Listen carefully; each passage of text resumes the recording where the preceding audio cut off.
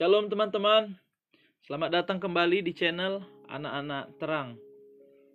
Seperti yang sudah saya katakan sebelumnya, hari ini kita akan membahas tentang pelayanan pelepasan dari belenggu dosa seksual. Pelayanan pelepasan dari belenggu dosa seksual. Saudara, saya harap kita mendengarkan ini download saja atau bisa diubah jadi MP3 supaya saudara bisa mendengarnya lebih leluasa. Saya percaya ini akan sangat berguna bagi kita dan mungkin bagi orang-orang sekeliling kita, karena ini adalah masalah yang sangat sering kita hadapi sekarang ini. Nah, saudara, kalau kita lihat pelayanan Tuhan Yesus di dunia, ada 3. Yang pertama, pelayanannya adalah berkhotbah. Yesus berkhotbah memberitakan kerajaan Allah dan jalan-jalan kerajaan Allah. Bagaimana prinsip-prinsipnya, bagaimana karakter yang harus kita miliki sebagai warga kerajaan sorga, dan bagaimana kita hidup berjalan dengan Allah. Pelayanannya yang kedua adalah pelayanan pelepasan. Dia melepaskan orang dari belenggu-belenggu dosa dan melepaskan orang dari roh-roh jahat. Yang ketiga adalah menyembuhkan orang-orang sakit. Nah, belakangan ini di gereja, pelayanan itu hanya difokuskan dalam berkhotbah, tetapi jarang melakukan pelayanan pelepasan. Tapi saudara, Yesus melakukannya, maka kita juga perlu melakukannya.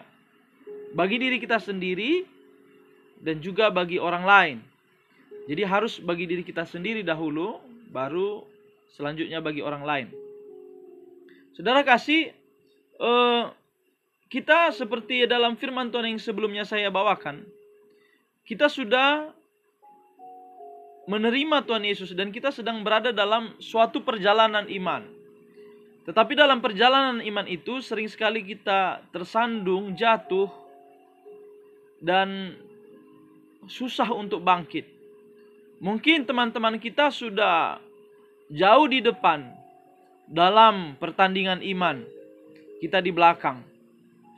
Ada bagian-bagian tertentu dalam hidup kita yang perlu diperbaharui, yang perlu dimurnikan supaya kita bisa bertanding dengan baik dalam pertandingan iman ini. Saudara, dalam Ibrani 12 dikatakan ayat 1, karena kita mempunyai banyak saksi bagaikan awan yang mengelilingi kita, marilah kita menanggalkan semua beban dan dosa yang begitu merintangi kita. Marilah kita menanggalkan beban dan dosa yang begitu merintangi kita, dan berlomba dengan tekun dalam perlombaan yang diwajibkan bagi kita. Saya tidak katakan bahwa kita tidak sedang dalam perlombaan. Mungkin kita sudah melakukan pertandingan, tapi sepertinya kita stagnasi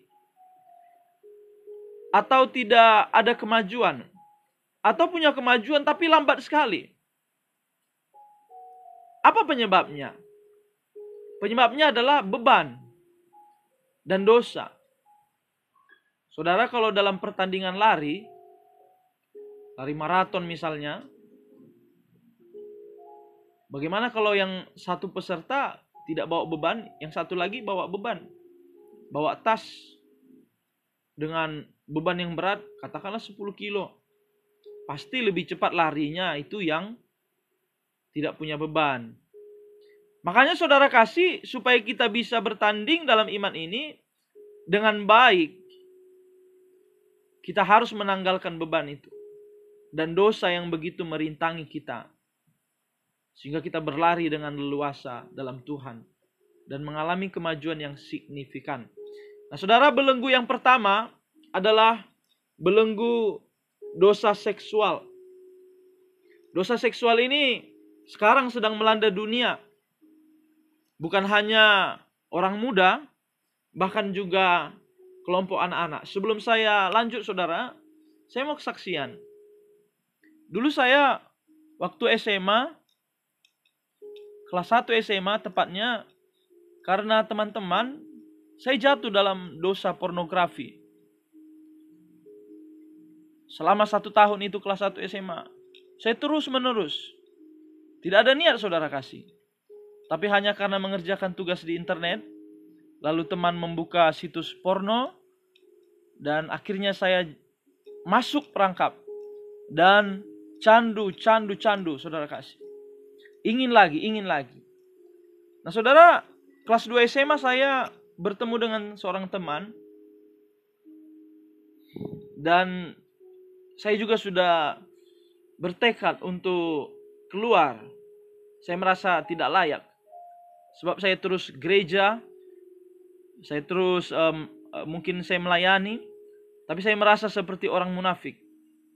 Lalu saya sadar ini tidak boleh saya teruskan. Akhirnya kelas 2 SMA saya bertobat. Tapi kerusakan yang ditimbulkan dari dosa pornografi itu saudara, sulit hilang. Imajinasi saya rusak. Dan saya tidak tahu ya bahwa hawa nafsu jadi tidak terkendali. Jatuhnya saudara onani. Pikiran kotor. Melihat perempuan tidak baik. Saudara, itu sangat mengerikan. Nah saudara kasih, sesudah saya bertobat itu saudara, gak langsung tuntas. Saya jatuh lagi. Saya mencoba keluar, saya berdoa, saya menangis lagi sama Tuhan, jatuh lagi. Tapi di hati saya tidak ingin untuk hidup di situ. Nah inilah yang namakan belenggu. Kita diikat, kita tidak bisa lepas darinya, walaupun ingin. Nah saudara kasih, lama sesudah itu ketika saya makin dewasa iman, saya sadar ternyata saya tidak sekedar imajinasi yang kotor, tapi roh-roh jahat telah masuk dalam pikiran saya pada tingkatan tertentu dan pada hati saya. Sudah dirasuki roh jahat pada tingkat tertentu. Dan ini tidak saya sadari. Karena ketika melalui pornografi itu, gambar-gambar itu, saya lihat saudara kasih. Maka roh jahat melalui yang ada dalam konten-konten porno itu. Di dalam itu saudara bukan sekedar gambar, ada roh. Sebenarnya itu adalah pertunjukan iblis di dunia ini. Sama seperti iblis itu menggoda Hawa di Taman Eden itu.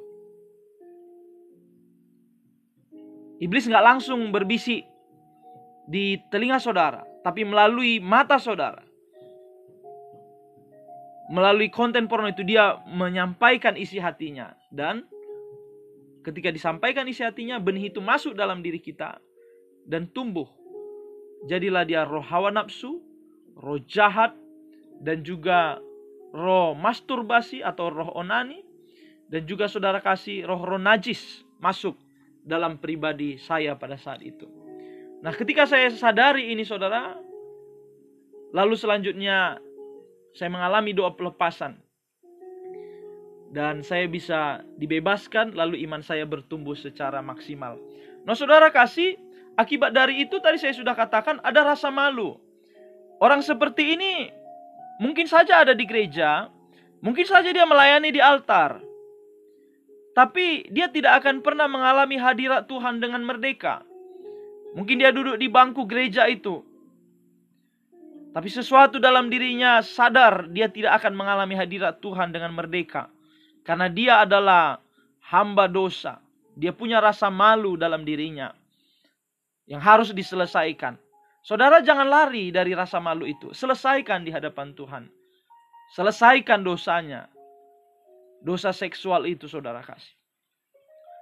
Dan akibat yang berikutnya adalah iman saya tidak stabil saudara. Iman saya jatuh mau bangkit, susahnya bukan main, jatuh lagi. Walaupun saya mengalami Roh Kudus, kepenuhan Roh Kudus, lalu saya jatuh. Ini saya bagaimana saya pikir ya? Saya merasa seperti munafik. Dan saya ibadah itu tidak lepas. Nah, saudara kasih, saya lanjutkan kesaksiannya. Setelah saya renung-renungkan semakin saya dewasa, ternyata dosa seksual itu, dosa hawa nafsu itu, bukan baru terjadi dalam hidup saya ketika saya mulai nonton pornografi. Tidak, saudara. Ternyata itu telah ditaburkan iblis dalam hidup saya semenjak saya kecil, anak-anak, saudara. Loh, bagaimana caranya, Pak? Caranya adalah melalui film. Film disiarkan di televisi. Nah, ketika saya dewasa, saya lihat kembali film itu. Kemarin pernah saya lihat di televisi kembali ketika iman saya sudah semakin dewasa. Dan saya lihat, lalu saya ingat lagi, waktu kecil saya pernah nonton film itu. Film itu sering menampilkan adegan pemerkosaan. Dan ketika adegan pemerkosaan itu, saudara, sepertinya film itu benar-benar menghayati di pemerkosaannya. Dan ketika saya lihat itu, memori masa kecil saya kembali. Waktu saya menonton itu masih kecil, hati kecil saya merasa tidak layak ini saya tonton. Saya ingin lari untuk tontonan, tapi saya seperti ditangkap dalam siaran itu. Nah, saudara, itu benihnya sudah ditaburkan sejak kecil. Nah, saudara kasih, lalu benih itu makin tumbuh tanpa saya sadari, tapi sudah ditaburkan di tanahnya, yaitu hati saya, di hidup saya. Lalu saudara, ketika saya mungkin puber, benih itu semakin berakar. Lalu dewasa, dia berbuah menjadi dosa, menjadi pohon yang sudah besar. Dan saya tidak sadar itu, saudara kasih. Nah, saudara harus lihat akarnya di mana. Makanya orang percaya juga harus sangat hati-hati memperhatikan anak-anak kecil. Supaya jangan sampai masuk benih si jahat dalam hati mereka. Jangan sampai masuk, saudara kasih. Harus dijaga tontonan anak-anak. Jangan dikasih anak-anak tonton katakanlah wanita yang pose-pose menggoda, minim-minim baju, ya. Jangan, saudara kasih. Sudah ditaburkan benih itu di hati mereka. Nanti mereka makin dewasa, benih itu ikut turut dewasa bersama dengan mereka. Nah, demikian, saudara. Lalu bagi beberapa orang, saudara, benih itu sudah ada sejak dalam kandungan. Barangkali ibunya nonton-nonton porno. Karena mereka satu tubuh, ibunya masuk roh-roh hawa nafsu roh najis itu dalam kandungan juga masuk, saudara kasih. Nah, jadi ini sering sekali apa yang terjadi ketika anak itu sejak dalam kandungan pun, ya, roh-roh yang seperti ini sudah bisa menjadi satu benih dalam kehidupan calon anak itu, saudara. Barangkali kalau ada waktu lagi nanti kita akan mendengarkan firman Tuhan tentang ini. Nah, saudara, lalu ada juga penyebabnya adalah akarnya adalah kutuk keturunan. Nah, mungkin saudara tidak semuanya. Tapi saya pernah mengalami melayani saudara seorang dia melakukan dosa seks bebas. Tapi ternyata bapaknya punya garis itu selingkuh juga, saudara kasih. Selingkuh dengan wanita lain, masih ada istrinya. Ya. Lalu saya tanya, saudara-saudaramu yang lain, saudara kandungmu, abang kakakmu, apakah melakukan dosa yang sama denganmu? Dia bilang iya. Kalian berada dalam kutuk dosa turunan. Saudara lihat nanti, kalau ada garis kutuk itu, kalau itu bukan hanya terjadi sama saudara, misalnya keluarga saudara semuanya berkutat di dosa itu, perlu pelepasan kutuk. Ya. Nanti kita kalau ada waktu kita akan buat tentang pelepasan dari kutuk. Nah saudara, selanjutnya akarnya adalah pernah mengalami pelecehan seksual dari lawan jenis atau dari sesama jenis. Zaman sekarang ini paling banyak pelecehan seksual, saudara. Baik itu anak-anak, ya perempuan. Saya percaya perempuan itu sering sekali mengalami pelecehan seksual. Baik secara kata-kata, ya demikian juga secara sentuhan dan lain-lain. Nah, ketika orang mengalami pelecehan seksual, saudara kasih, bisa jadi berbeda arahnya. Ada yang jadi suka sesama jenis. Saya pernah jumpa seperti itu. Karena apa? Karena dia merasa laki-laki itu semua jahat. Jadi dia suka sama perempuan. Atau kalau laki-laki pernah katakanlah dilecehkan oleh laki-laki juga. Bisa jadi dia jadi homo, saudara. Ya. Itu pelecehan seksual. Selanjutnya, penyebab terjadinya belenggu dosa seksual, saudara, yaitu orang yang memegang jimat. Saya bertemu dengan beberapa orang yang memegang jimat atau sesuatu yang dipercayanya menjadi pelindung dalam bentuk apapun. Itu termasuk kategori jimat. Saya melihat roh-roh najis itu ada dalam pribadi mereka. Saya melihat ada hubungan di sini, saudara kasih. Jadi ketika saudara mau dilepaskan atau mau melayani orang lain mengalami pelepasan, dia harus buang jimatnya dan menyatakan putus hubungan dengan jimat itu. Jadi saya tadi katakan, saudara, ada beberapa akar. Satu, masa kecil dari tontonan. Ini biasanya masih berupa bibit. Ada yang kedua, masa dewasa, yaitu video porno, konten porno, majalah porno, majalah berhubungan dengan seksual. Selanjutnya, sejak di kandungan ibu. Yang keempat, dari kutuk turunan. Yang kelima, mengalami pelecehan seksual. Yang keenam, memegang jimat atau pernah berobat ke dukun. Ya, itu menjadi akarnya, saudara kasih. Nah, bagaimana untuk kita bisa mengalami pelepasan? Yang pertama, kita harus mengetahui dahulu kebenaran. Kita hidup di dunia yang begitu banyak dusta dari kerajaan kegelapan, dari iblis, saudara kasih. Dan itu tersebar pada orang-orang yang belum lahir baru. Orang-orang yang belum mengenal Tuhan. Mereka menyebarkan benih tuannya. Apa benih tuannya itu? Pikiran, konsep yang berasal dari tuannya. Apa itu? Hawa nafsu. Dan mereka sebarkan itu di media-media. Makanya saudara harus sangat hati-hati dengan apa yang saudara lihat dan saudara dengar. Karena ini adalah pintu masuk. Telinga kita dan mata kita, saudara, adalah pintu masuk. Tentu kalau kita punya rumah, kita berusaha jangan sampai rumah kita masuk pencuri. Iblis itu pencuri, saudara. Makanya jangan biarkan iblis itu masuk melalui mata dan telinga kita. Nah, kita lihat di dalam kebenaran firman Tuhan. Kalau kita tahu kebenaran, kebenaranlah yang akan membebaskan kita. Karena apa? Karena senjata iblis adalah kebohongan, tipu daya. Senjata Tuhan untuk membebaskan kita adalah kebenaran. Jadi kalau kita mau bebas, kita harus belajar kebenaran. Makanya iblis selalu menggoda orang untuk tidak baca firman Tuhan, untuk tidak belajar firman Tuhan. Ketika dengar khotbah ngantuk. Bahkan ketika dengar khotbah ini pun malas, saudara kasih. Karena apa? Karena iblis tidak mau orang tahu kebenaran. Tapi kalau kita belajar kebenaran, kebenaran itu adalah pedang roh, senjata Tuhan yang bisa membebaskan kita dari belenggu ini, saudara kasih. Nah, kita lihat ya kebenaran di sini dari Kejadian. Kejadian 1 ayat 27.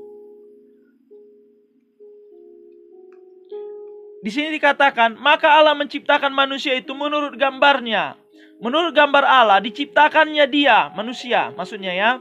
Laki-laki dan perempuan diciptakannya mereka. Jadi Tuhan itu adalah Allah yang menciptakan manusia dan dia juga Allah yang menciptakan seks. Dia Allah atas kehidupan seks saudara. Artinya seks saudara itu harus memuliakan Allah. Bagaimana supaya seks itu memuliakan Allah?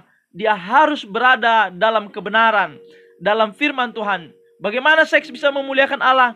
Yaitu apabila digunakan pada waktu yang tepat dan pada tempat yang tepat, yaitu pada perkawinan. Sekali lagi saya ulang saudara, Allah lah yang menciptakan kita dan dia juga Allah atas kehidupan seks manusia. Maka kehidupan seks kita harus memuliakan Allah. Bagaimana supaya kehidupan seks kita memuliakan Allah? Yaitu dilakukan dalam perkawinan, dalam kekudusan. Nah saudara kasih, dikatakan di sini Allah menciptakan laki-laki dan perempuan. Tidak ada setengah laki-laki. Tidak ada fisiknya laki-laki, hatinya perempuan. Tidak ada saudara. Itu adalah roh jahat. Demikian juga tidak ada yang fisiknya perempuan, tapi ingin seperti laki-laki.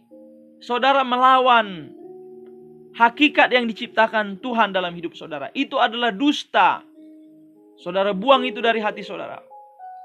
Kalau saudara diciptakan Allah sebagai laki-laki, percayalah engkau laki-laki 100%. Lihat fisikmu. Engkau laki-laki 100%. Kalau engkau diciptakan Allah sebagai perempuan, lihat fisikmu. Percayalah dengan fisikmu itu, engkau perempuan 100%. Saya belum pernah melihat bukti ada laki-laki tiba-tiba kelaminnya berubah jadi perempuan. Tidak ada. Dioperasi ada. Buatan manusia. Tetapi Tuhan jelas menciptakan laki-laki dan perempuan. Makanya saudara kasih, setengah laki-laki dan setengah perempuan itu nggak lucu. Kalau di dalam 1 Korintus pasal 6, kalau saya tidak salah, dikatakan pemburit, banci, ya, tidak akan masuk ke dalam kerajaan Allah. Apa itu banci? Laki-laki yang ingin seperti perempuan. Jadi saudara kasih, Allah lah yang menciptakan seks. Dia Allah atas kehidupan seks manusia. Kehidupan seks itu harus memuliakan Allah. Nah saudara kasih, Kejadian pasal 2 ayat yang ke-18 berkata bahwa Allah menjadikan perempuan, manusia, ya, manusia itu dinamai nanti perempuan untuk menjadi penolong yang sepadan dengan Adam, laki-laki. Jadi selalu perempuan dengan laki-laki berpasangan namanya. Di luar dari itu melawan Tuhan atau disebut juga kejahatan. Kita buka firman Tuhan selanjutnya. Apa kata Yesus tentang dosa seksual? Dari Matius pasal 5. Apa yang dikatakan Tuhan Yesus tentang dosa seksual? Ayat 27. Kamu telah mendengar firman, jangan berzina. Tetapi aku berkata kepadamu, setiap orang yang memandang perempuan serta mengingininya sudah berzina dengan dia dalam hatinya.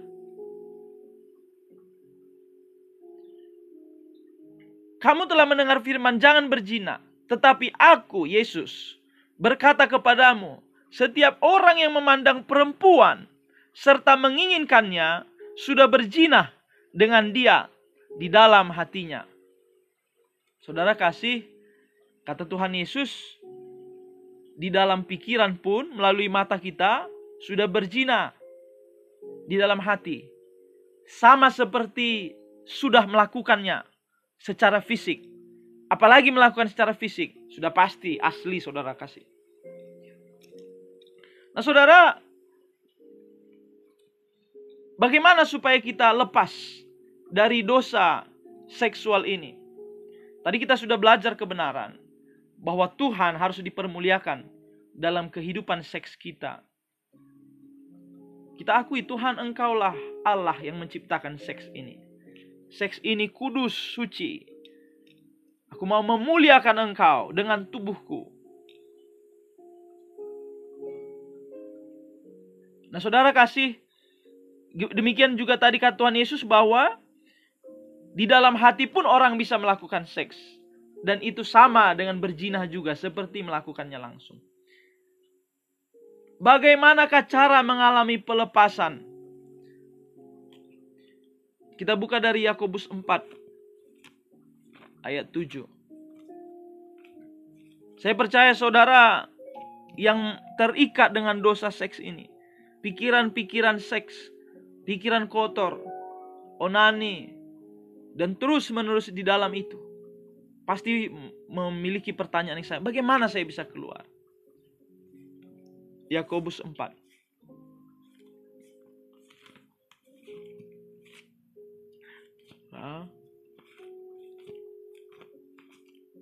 Yakobus 4 ayat yang ke-7. Karena itu tunduklah kepada Allah dan lawanlah iblis, maka ia akan lari daripadamu. Cara yang pertama untuk lepas adalah dengan tunduk kepada Allah. Apa maksudnya tunduk kepada Allah? Menerima kebenaran sebagai standar ukuran kehidupanmu. Menerima kebenaran firman Tuhan sebagai standar yang harus kita junjung tinggi.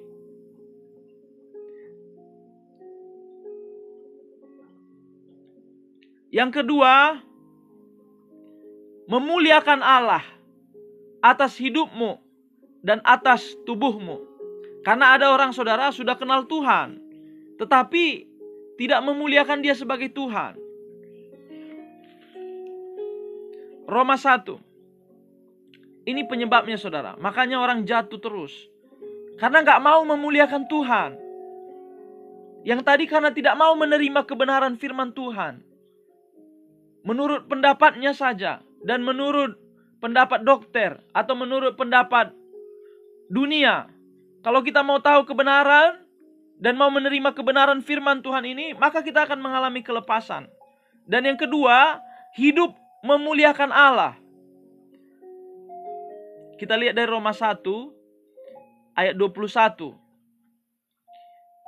Sebab sekalipun mereka mengenal Allah. Ini orang yang sering gereja, sering dengar firman, mungkin melayani juga.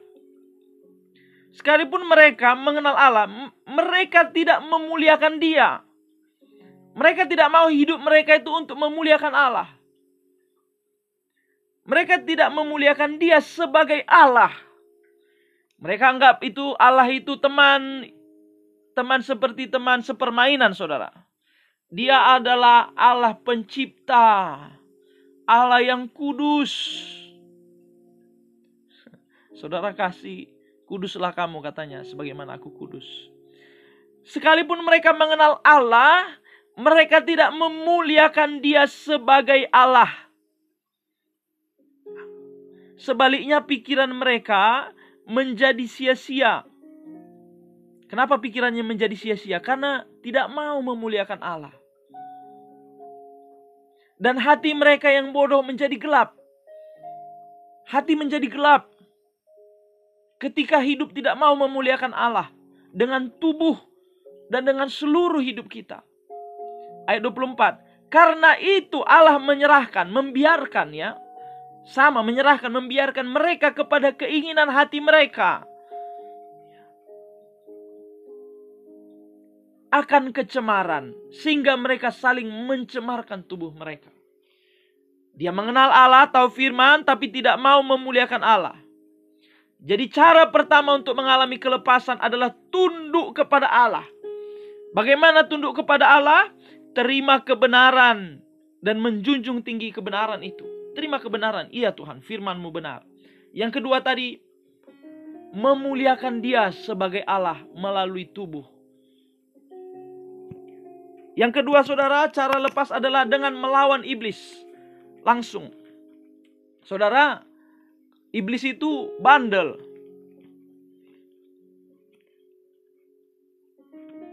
Ada istilah pernah saya dengar, gerobak pasir, gerombolan batak payah diusir. Ya, gerombolan batak payah diusir. Artinya diusir sekalipun tetap di situ. Tapi kita harus mengusirnya, melawannya. supaya dia pergi, saudara. Dia bandel sekali.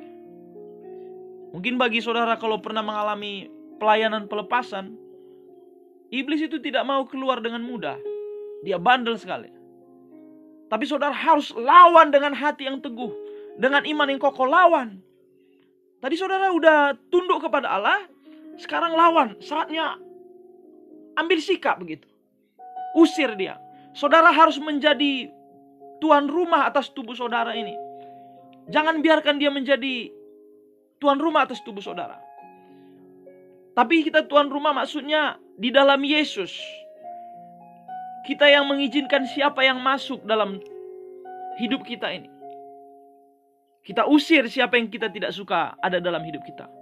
Kita harus usir dia dengan sungguh-sungguh, saudara. Mungkin saudara sudah pernah mengalami pelepasan, tapi perlu lagi. Karena mungkin masuk lagi melalui media-media, Facebook, foto-foto.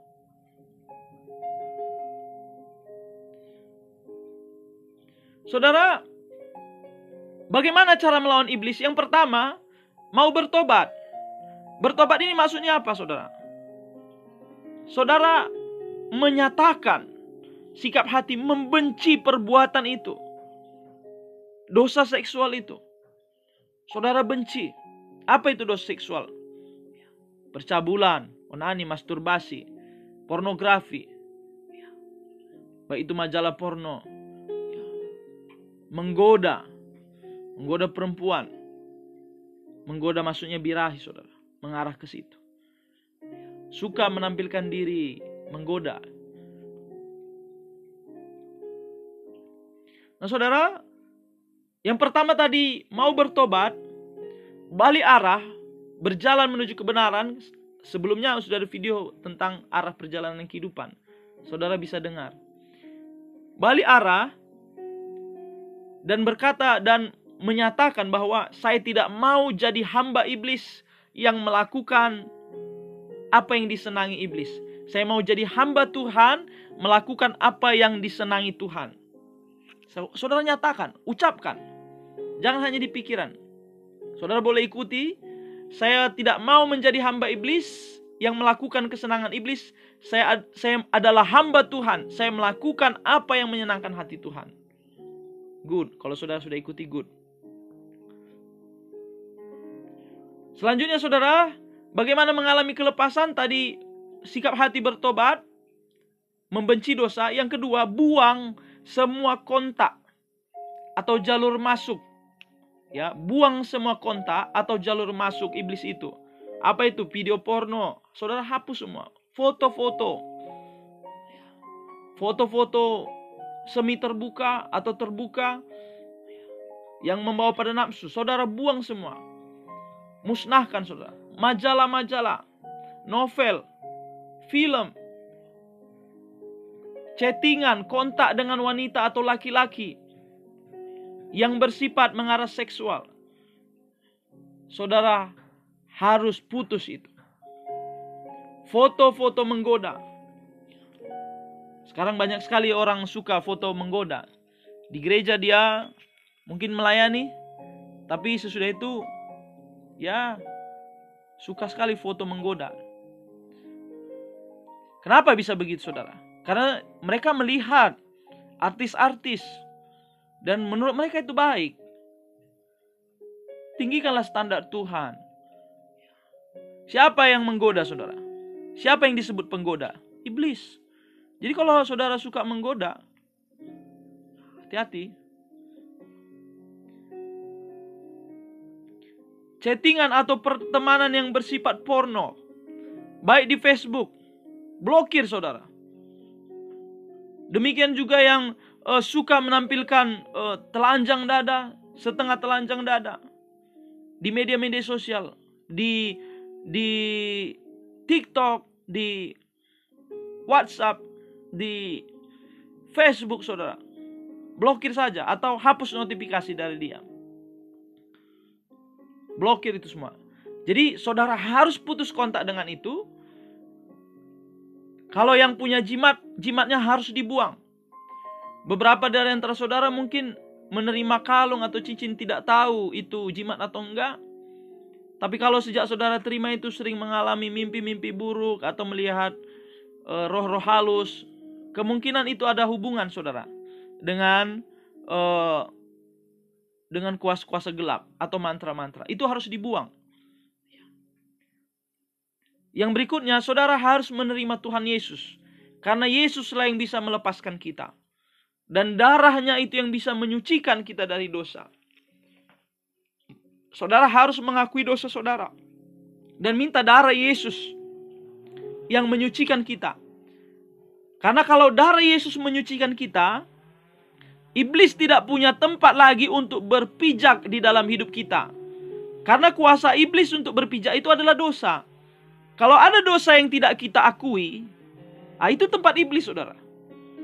Kalau ada dosa yang kita sembunyikan dari Tuhan, kita tidak mau itu dibuka atau kita suka sembunyikan itu. Itu adalah tempat iblis. Nah saudara harus akui dosa untuk meninggalkannya. Maka darah Yesus akan menyucikan kita. Ketika kita sudah terima Yesus, mendeklarasikannya sebagai Tuhan dan penyelamat kita, Dialah yang akan menyelamatkan kita. Di luar dari Yesus tidak ada pelepasan saudara. Di luar dari Tuhan Yesus tidak ada kelepasan. Karena Dialah yang sanggup membebaskan kita dari kuasa si jahat. Ada orang pergi untuk lepas dari kerasukan, pergi ke dukun juga. Kena santet, pergi ke dukun. Iblis itu gak pernah bisa membebaskan. Dia menutupi kebohongan demi kebohongan. Mungkin nampaknya awalnya sembuh atau pergi, tapi dia gak pergi, hanya tidak mengganggu aja, tenang saja. Lalu nanti waktunya dia akan ganggu lagi. Karena dia masih di situ, dia tidak pernah pergi. Karena iblis tidak mungkin melawan iblis. Jadi saudara harus menerima Tuhan Yesus. Yang berikutnya, mengadakan doa pelepasan. Ya, mengadakan doa pelepasan. Bagaimana cara doa pelepasan? Saudara doa katakan begini. Saudara boleh ikut berdoa. Bapa, ampuni segala dosa-dosaku yang mengizinkan iblis masuk dalam hatiku. Melalui mata dan telingaku yang bersifat porno. Yang mengundang hawa nafsu. Yang membuat imajinasiku kotor. Ampuni segala dosaku Tuhan. Saya mau tinggalkan itu. Dan saya mau menjaga mata dan telinga saya.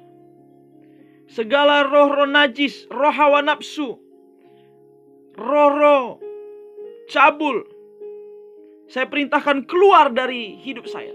Keluar dari hidup saya. Dalam nama saya perintahkan keluar. Saya menolak melakukan kehendak-Mu iblis. Engkau bukan Tuhan saya. Saya memiliki Tuhan Yesus sebagai Tuhan saya. Saya mau menyenangkan hati Tuhan Yesus. Saya perintahkan engkau keluar dari hidup saya. Di dalam nama Yesus Kristus. Di dalam nama Yesus Kristus. Amin. Saudara, dengan doa begitu, saudara sudah lepas. Sudah lepas, saudara. Tapi ada sesudah itu, perlu ada lanjutan. Yang berikutnya, keempat, adalah pelepasan ikatan. Nah, kalau orang pernah dosa seksual percabulan, baik dalam hati maupun dalam secara langsung, kontak hubungan seksual secara fisik, mereka itu punya ikatan jasmani dan jiwani. Di dalam 1 Korintus 6 ayat 16, dikatakan firman Tuhan, bahwa siapa yang mengikatkan dirinya, maksudnya bersetubuh dengan perempuan cabul, menjadi satu daging dengan dia. 1 Korintus 6 ayat 16. Tidak tahukah kamu, kata Paulus, bahwa siapa mengikatkan dirinya pada perempuan cabul, maksudnya mengikatkan sini adalah bersetubuh. Mungkin di pikiran saudara, atau saudara pernah dosa percabulan.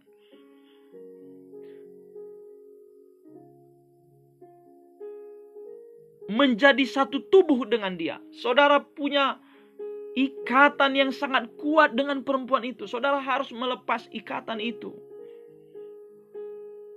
Jadi tadi sudah doa pelepasan dari dalam diri kita. Sekarang pelepasan dari ikatan.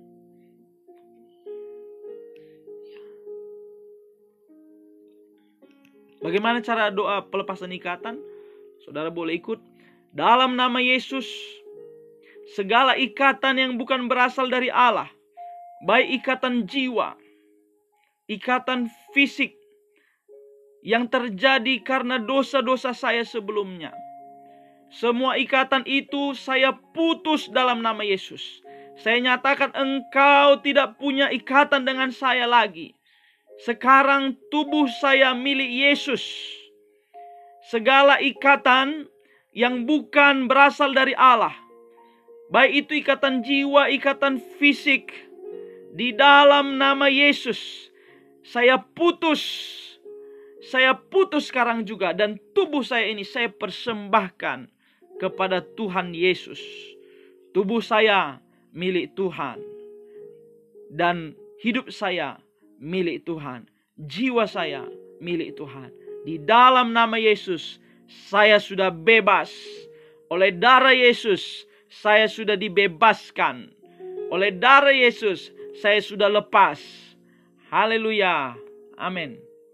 Itu pelepasan ikatan, saudara kasih. Ya. Nah, ini yang tidak kalah penting. Sesudah pelayanan pelepasan, baik kepada diri kita dan kepada orang lain, perlu ada follow up, lanjutan. Karena firman Tuhan katakan dalam Matius 12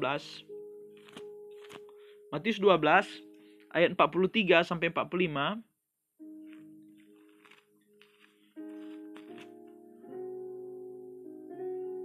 apabila roh jahat keluar dari manusia, ia pun mengembara ke tempat-tempat yang tandus, mencari perhentian. Roh jahat keluar dari hati kita, dia cari tempat yang tandus. Maksudnya yang tidak ada aliran Roh Kudus, itu tandus. Roh Kudus itu kan seperti air. Air, mata air kehidupan. Tetapi ia tidak mendapatnya. Apa yang dilakukannya sesudah dia mengembara di tempat lain? Lalu ia berkata, aku akan kembali ke rumah yang kutinggalkan itu. Dia kembali lagi kepada tempat tinggalnya. Dan maka pergilah ia dan mendapati rumah itu kosong, bersih, tersapu, dan rapi teratur. Sudah pelepasan tadi, udah bersih, tapi kosong. Karena kosong, lalu ia keluar mengajak lagi kawan-kawannya, 7 roh yang lebih jahat daripadanya, dan mereka masuk dan berdiam di situ.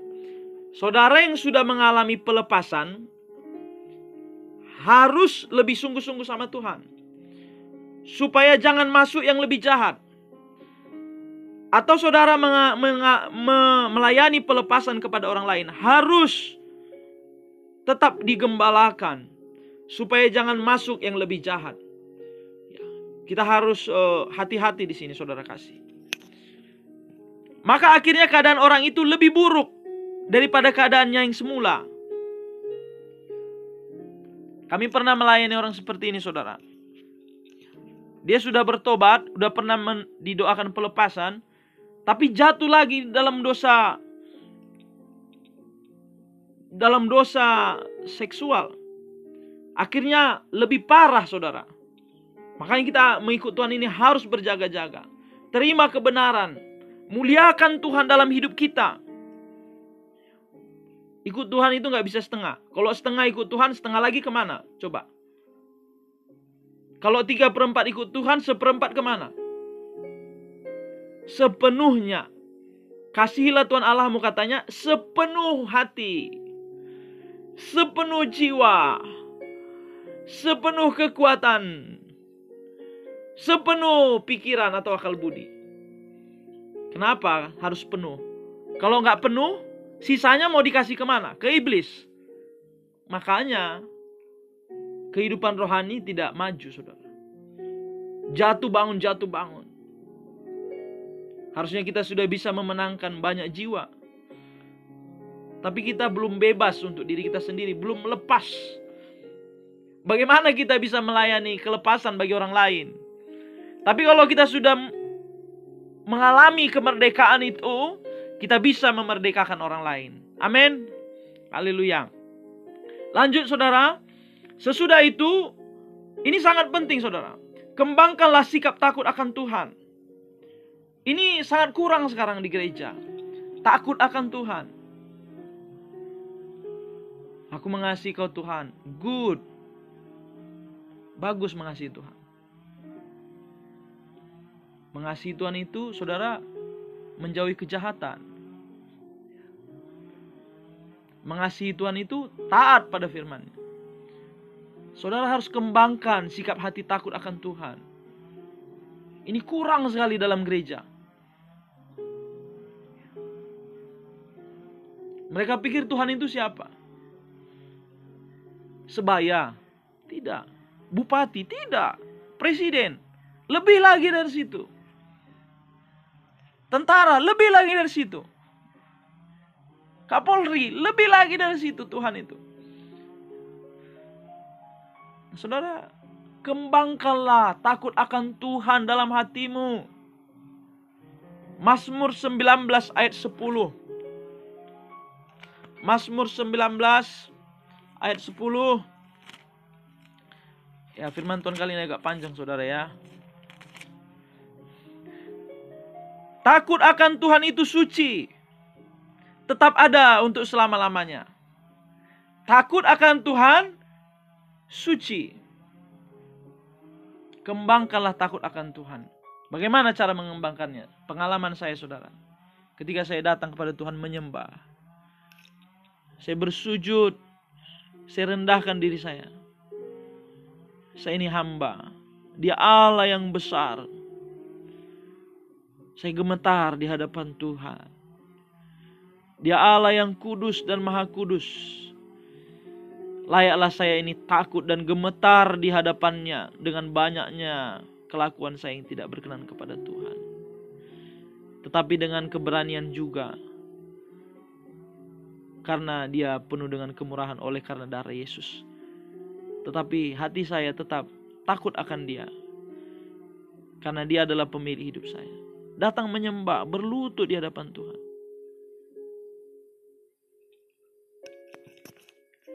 Saudara yang belum punya kehidupan doa, saya tahu ada Roh Kudus menggerakkan saya.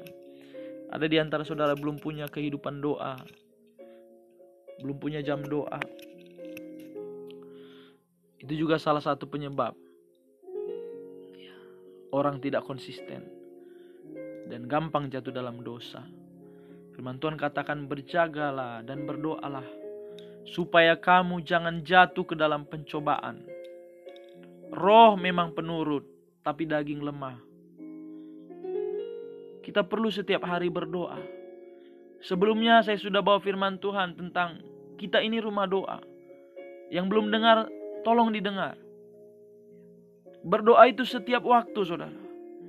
Karena peperangan rohani itu terjadi setiap saat. Usahakan sambil bekerja. Atau paling tidak pagi. Kalau tidak bisa pagi, siang atau sore pulang kerja. Atau malam. Beri waktumu untuk Tuhan. Kembangkanlah sikap takut akan Tuhan dalam hidup saudara. Saudara kasih. Kalau kita melakukan ini, saya percaya saudara dan saya akan berhasil lepas dari belenggu dosa seksual ini. Kita semua. Saya sudah menjalaninya saudara. Dan saya mengalami kelepasan yang dari Tuhan. Barangkali saudara, saya tahu tidak mudah. Tapi kalau saudara bersungguh-sungguh kembangkan ini, lakukan ini terus, lakukan lagi, bangkit. Maka nanti akan ada perubahan. Walaupun nampaknya sulit saudara, tapi jangan menyerah. Lawanlah dia dengan iman yang teguh. Kita lihat tadi Yakobus 4 tadi. Yakobus 4 tadi berkata, ayat 7. Bukan. Lawanlah iblis, maka ia akan lari daripadamu. Ada beberapa hal lagi, saudara. Jangan suka menyendiri di kamar, melamun. Keluarlah. Kalau saudara tidak berdoa di kamar sendirian, kalau hanya main handphone, keluar saja dari kamar. Gabunglah dengan orang sekeliling. Itu saudara memberikan kesempatan bagi iblis untuk mencobai. Juga bagi laki-laki yang masih sering onani dan lain-lain, ada tips lagi. Hindarilah rangsangan-rangsangan yang tidak perlu. Ya. Hindari rangsangan itu. Keluarlah. Cari teman-teman, bercakap-cakap, atau telepon teman rohani. Ya, telepon aja. Halo, ganggu. Atau Pak Pendeta, halo Pak. Gitu ya. Atau jumpai teman-teman rohani, ngobrol. Tapi jangan teman yang cabul, saudara. Teman yang ngomongnya porno. Itu bukan teman yang membangun saudara. Saudara kasih, demikianlah firman Tuhan tentang pelepasan dari belenggu dosa seksual ini. Downloadlah ini, jadikan MP3, dengar berulang-ulang. Bagikanlah kepada teman-teman saudara yang juga mengalami pergumulan yang sama. Tuhan Yesus memberkati. Amin.